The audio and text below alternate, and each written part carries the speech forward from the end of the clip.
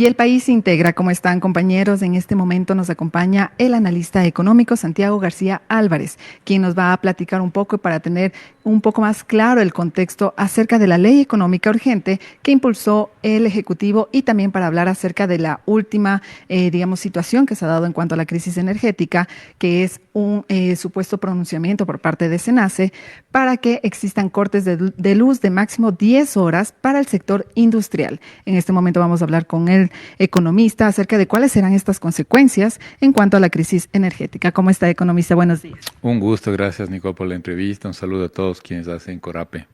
Muchas gracias, economista. Cuéntanos un poquito, ahorita entremos un poco más en materia en cuanto al tema de la crisis energética y cuáles serían esas consecuencias económicas. Topemos primero el tema de la ley económica urgente. Dentro de esta ley, como lo aclaró, digamos, el Ejecutivo, es para que exista un impulso para la inversión privada en cuanto al tema energético. ¿Cómo ven ustedes desde el punto de vista económico esta ley?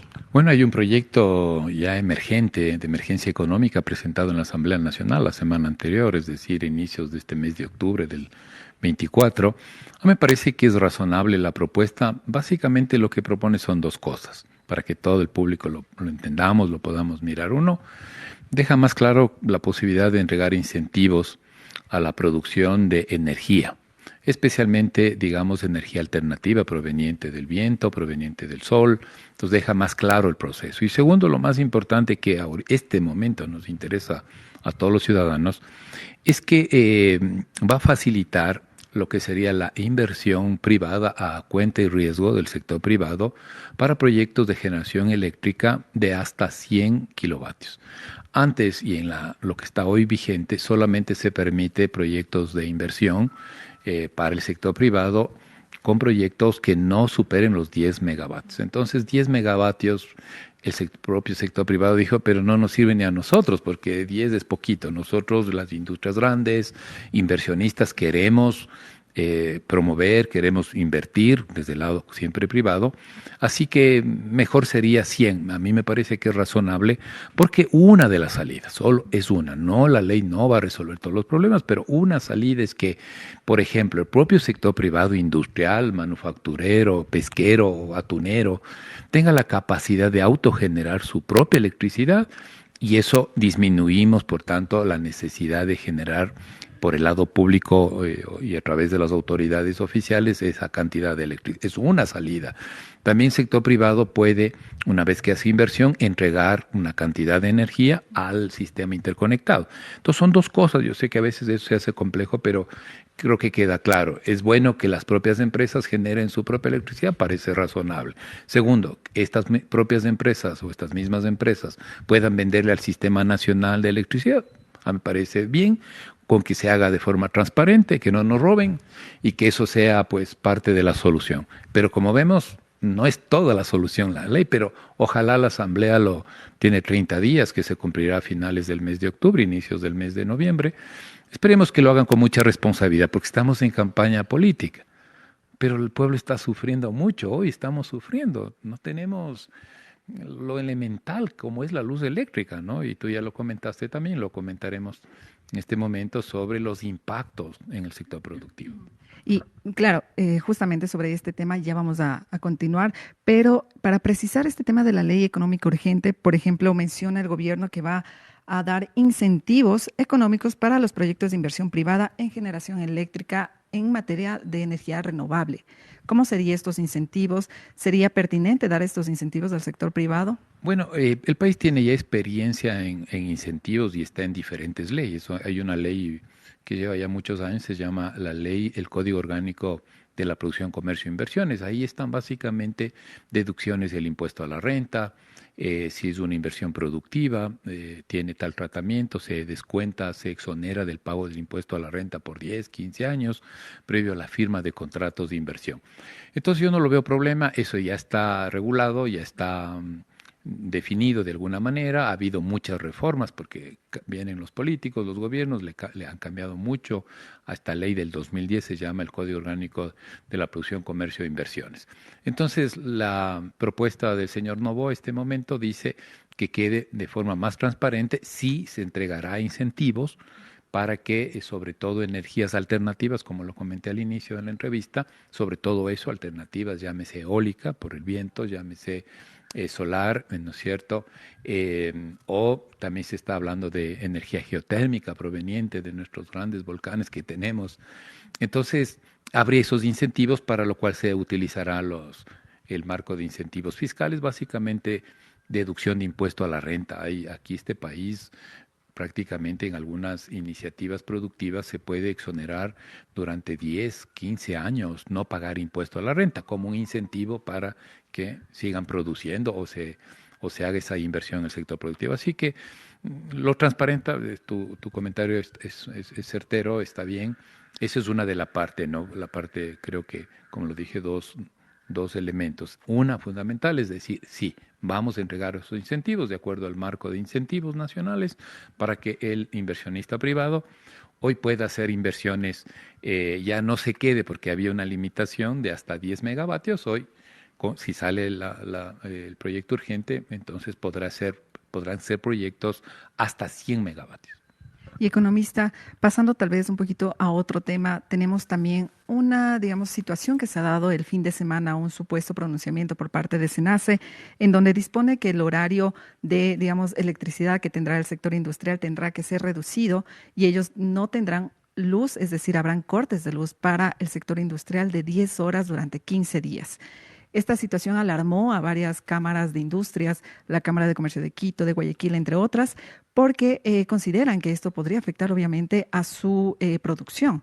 ¿Cómo se daría esta situación? ¿Cómo ven ustedes? ¿Hay repercusiones económicas en cuanto a esta decisión? Yo creo que ese es un golpe muy fuerte para el sector productivo.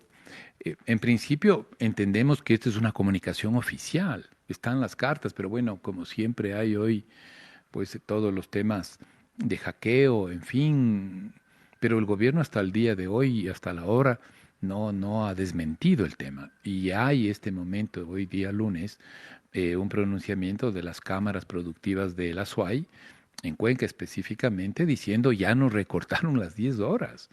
Entonces, hemos estado algunos académicos averiguando y haciendo el seguimiento del caso, y entonces la medida es contra toda aquella producción que tiene medidor industrial.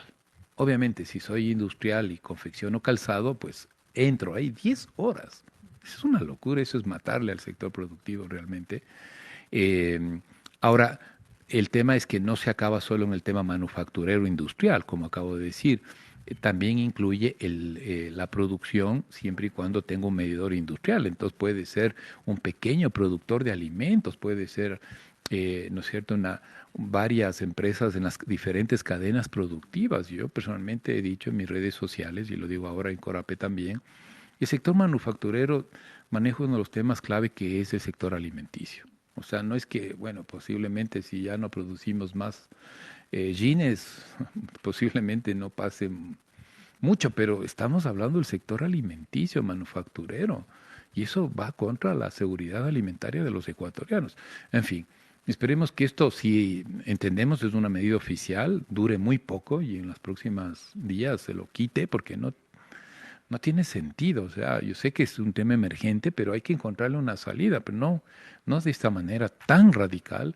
Y hago esta reflexión, que creo que los burócratas no lo han hecho. Sector manufacturero, como dice la medida industrial, incluye el sector alimenticio.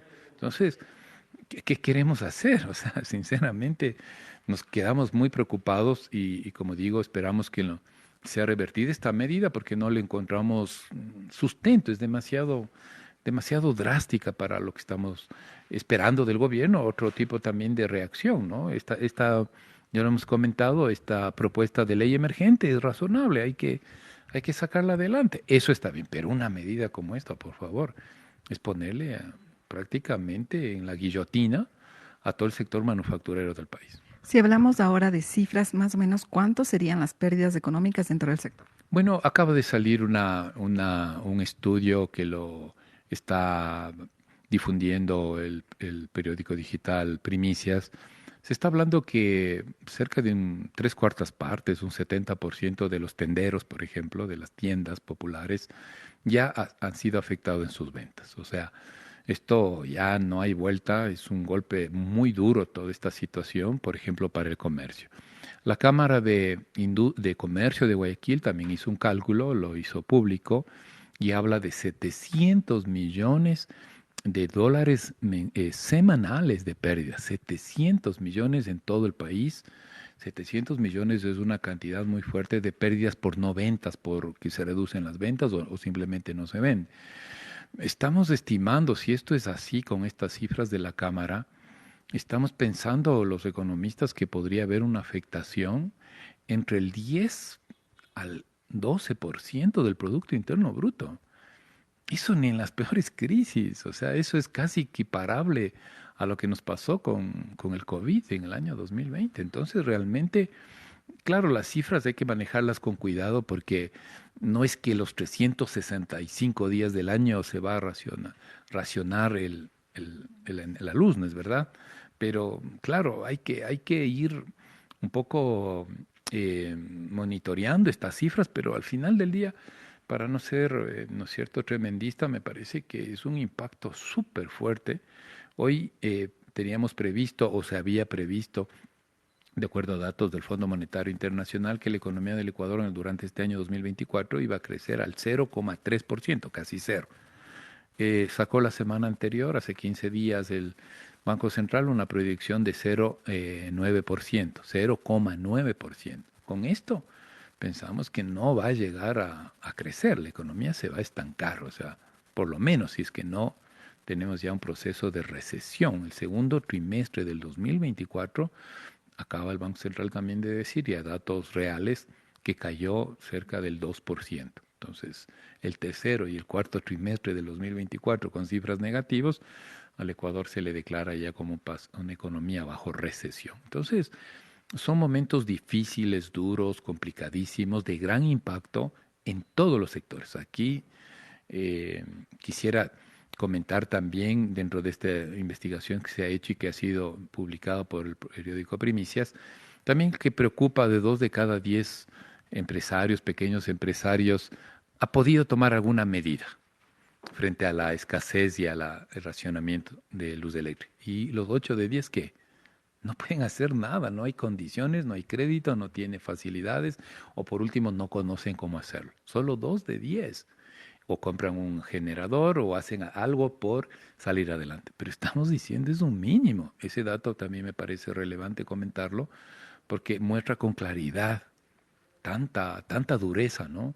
Lo que nos está pasando a los ecuatorianos. Perfecto, muchísimas gracias, economista. Así es, compañeros. En este momento escuchamos al economista Santiago García Álvarez, quien nos acaba de dar un contexto económico en cuanto a cuáles serían estas afectaciones para el sector industrial, por ejemplo, ante la supuesta, digamos, pronunciamiento de parte de la SENACE en cuanto a cortes de luz de hasta 10 horas durante 15 días para el sector industrial, tal cual como lo señaló el economista. Ante esta decisión, en caso de que llegue a ser oficial, traerá graves consecuencias económicas, pérdidas económicas para este sector y en general para la economía del país. Y también hablamos acerca de la ley económica urgente que fue emitida por el Ejecutivo y que en estos momentos ya se encuentra dentro de la Comisión de Desarrollo Económico de la Asamblea Nacional para ser tratada. Tal cual como lo señaló el economista, considera que esta ley sí es necesaria y que es también pertinente que se analice por parte de la Comisión de Desarrollo de la Asamblea Nacional para que sea implementada durante esta crisis energética. Con esta información estaremos pendientes para traerles más novedades. Corape informa.